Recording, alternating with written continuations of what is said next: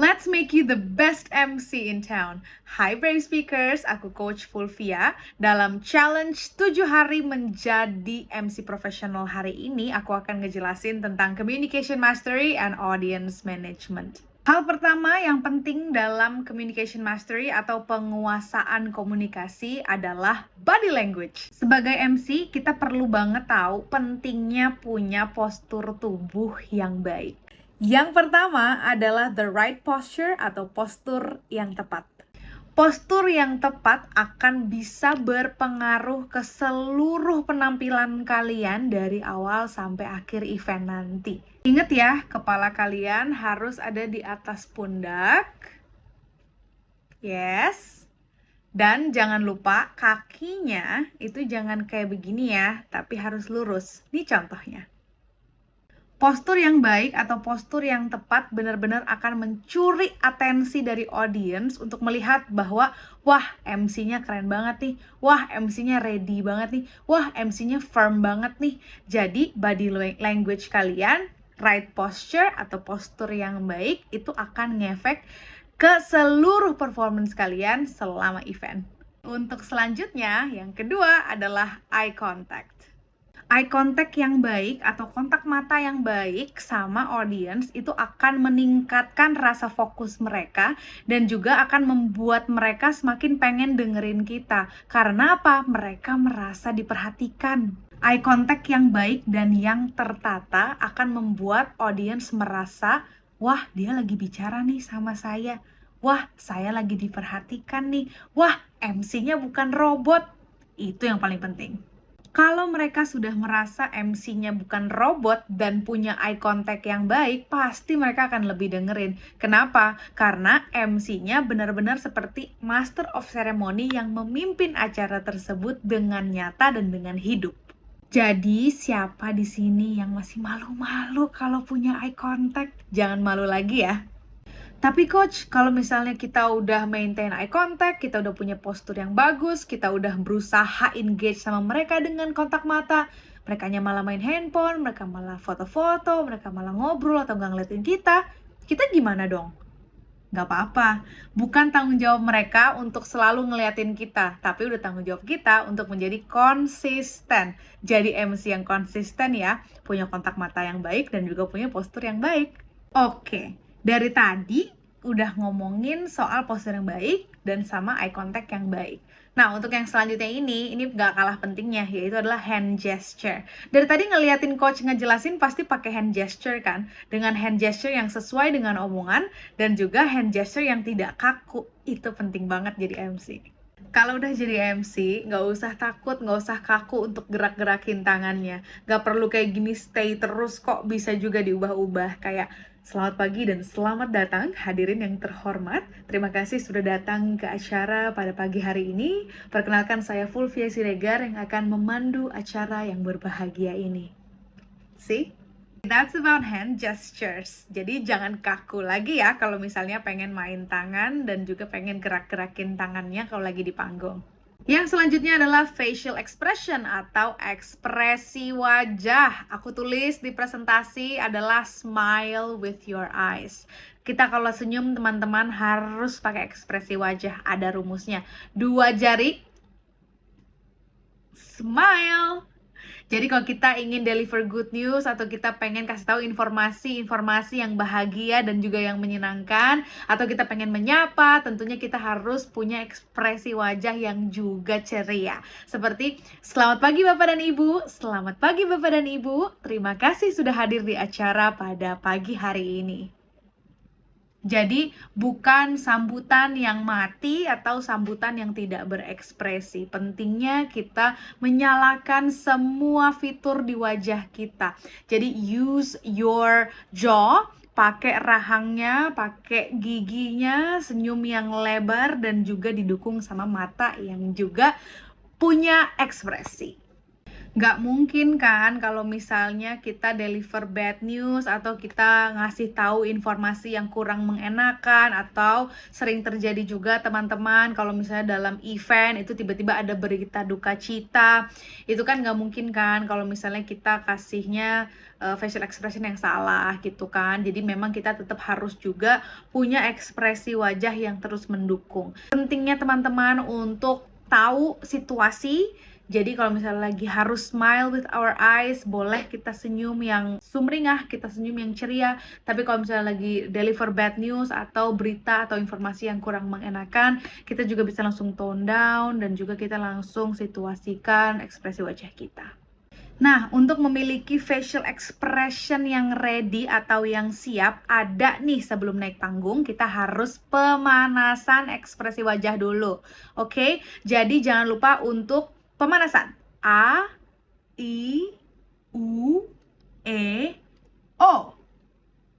Lalu diulang-ulang teman-teman sehingga ekspresi wajah kita itu bisa terbiasa nih untuk mengucapkan kalimat-kalimat yang akan kita ucapkan dalam cue card nanti.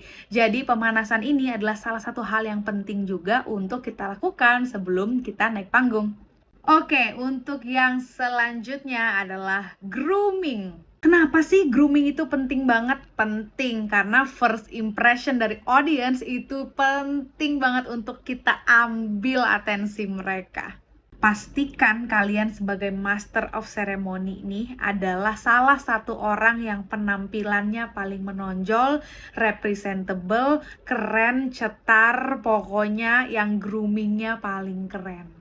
Karena guys, salah satu kunci untuk menarik perhatian dan atensi mereka adalah ketika mereka melihat, wah MC-nya well groomed nih, wah MC-nya cantik nih, wah MC-nya ganteng nih, wah MC-nya rapi nih. Jadi your hair, your outfit, shoes, everything has to be in check. Jadi dari rambut harus cetar, harus oke, harus pakai hairspray, atau misalnya yang pakai hijab, hijabnya harus rapi, nggak kelipet-lipet. Terus sepatunya kalau misalnya untuk laki-laki dipastikan sepatunya kinclong. Dan juga kalau yang pakai heels untuk perempuan, heelsnya jangan sampai patah di panggung. Itu pokoknya semua harus diperhatikan. Kenapa? Karena grooming is one of the important thing, hal yang paling penting sebagai MC. Last but not least adalah voice tonality atau nada bicara.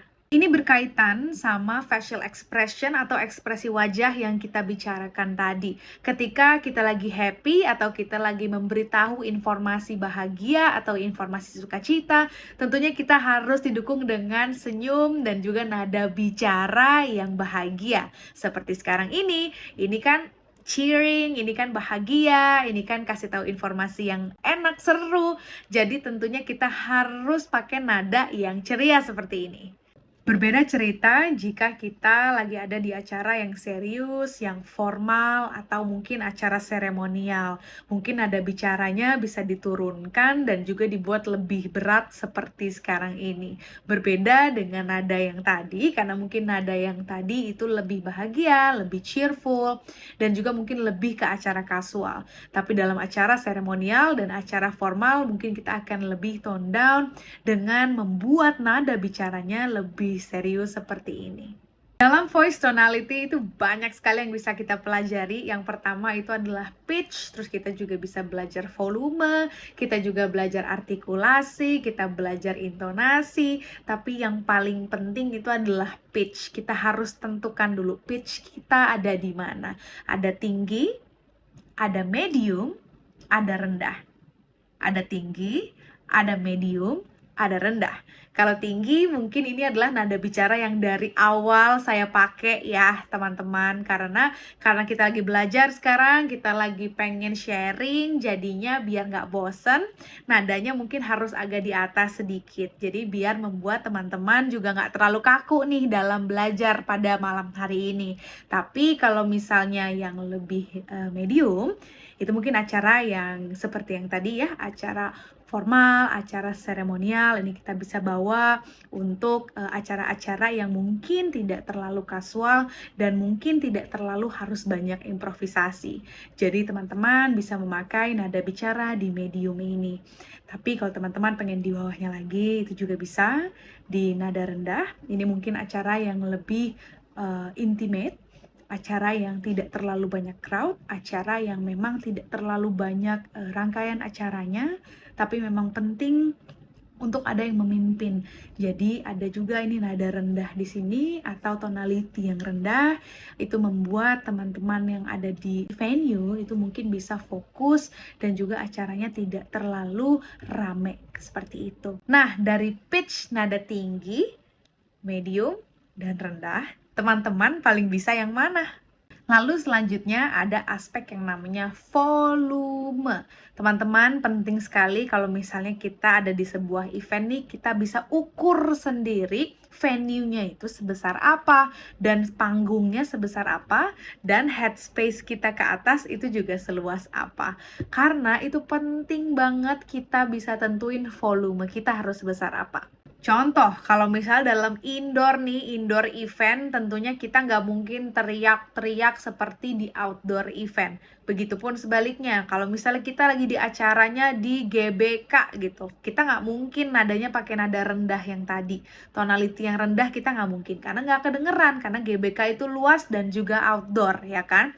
Jadi teman-teman penting banget volume itu ditentukan dari venue atau tempat acara yang akan kita pakai.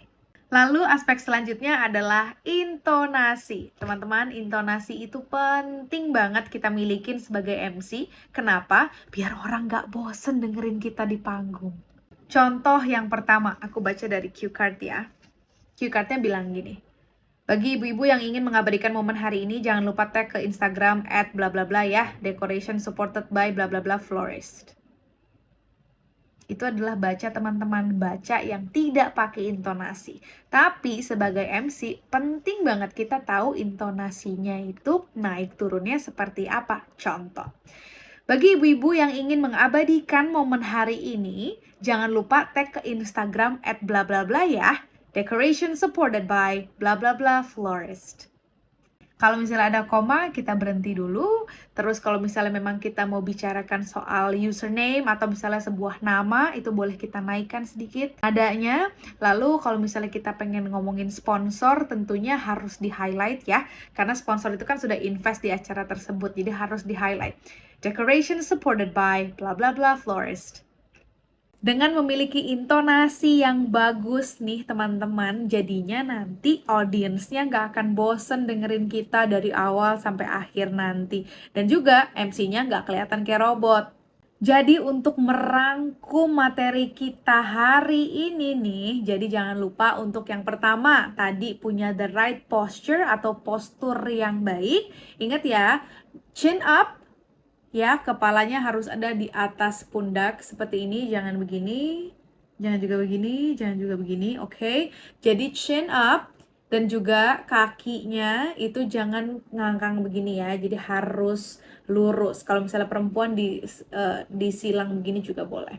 Oke, terus ada yang namanya tadi eye contact. Eye contact itu penting banget untuk apa? Untuk engage with the audience. Terus yang ketiga, ada yang namanya hand gesture. Jadi teman-teman gak usah kagok lagi ya kalau misalnya pengen gerak meskipun pegang cue card dan pegang mic. Hand gesture itu penting banget biar apa? Biar kitanya gak tegang dan juga audience gak ngeliat kita kaku. Terus yang keempat adalah facial expression. Smile with your eyes. Jadi pakai dua jarimu ya.